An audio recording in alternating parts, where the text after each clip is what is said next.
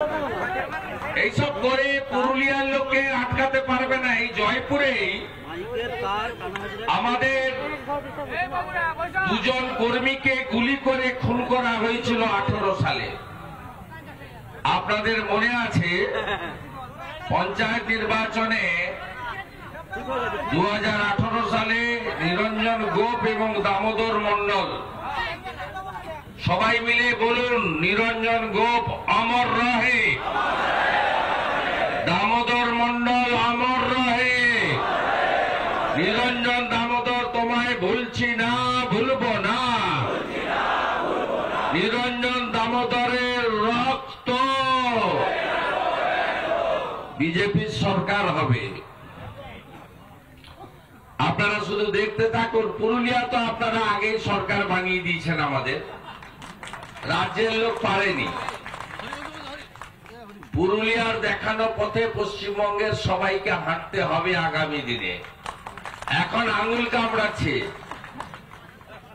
যে পুরুলিয়া, বাঁকুড়া, উত্তরবঙ্গ, নন্দীগ্রাম যা পেরেছে আমরা কলকাতার লোক সেটা পারিনি। তাই পশ্চিমবঙ্গের আজকে বাড়ির বোনকে মাথার কেস বিসর্জন দিতে হচ্ছে কলকাতাতে। এ লজ্জা রাখা নাই। তাই আমি আপনাদেরকে আশ্বস্ত করি, জেনারেটর তার কাটো আর খুঁটা উপড়াও, তোমাদের গেরু আমি উপড়াবো। আমার নাম সুরেন্দ্র অধিকারী।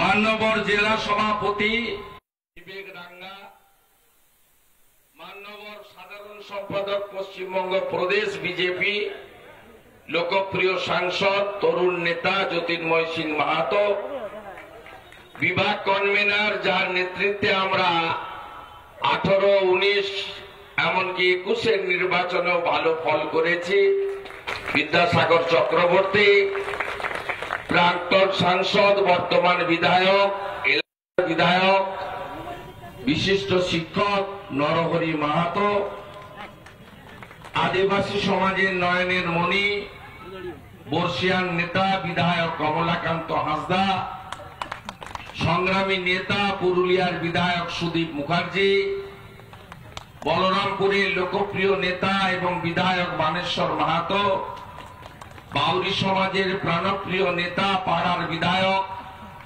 নদিয়ার চাঁদ বাউরি, আমাদের জিএস আদিবাসী আন্দোলনের নেত্রী বোন ময়না মুর্মু, আপনাকে আমি হুল জোহার জানাই।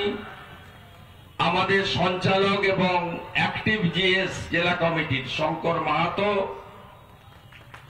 সাধারণ সম্পাদক বিপ্লব মুখার্জি, ভাইস প্রেসিডেন্ট প্রিয় গৌতম রায়, শ্রীপতি মাহাতো এবং রবীন সিং দেও সহ সম্মানিত মঞ্চ, আমার প্রেস মিডিয়ার বন্ধুরা, আপনাদের সকলকে আন্তরিক অভিনন্দন, শুভেচ্ছা জানাই।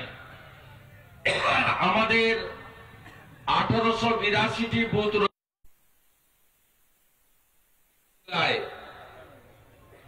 আমাদের সভা চলতে চলতে সুনীল রুদ্র মন্ডল, আমাদের বাঁকুড়ার সভাপতি, তিনিও এসেছেন, কারণ রঘুনাথপুর বিধানসভা বাঁকুড়া লোকসভার অন্তর্গত।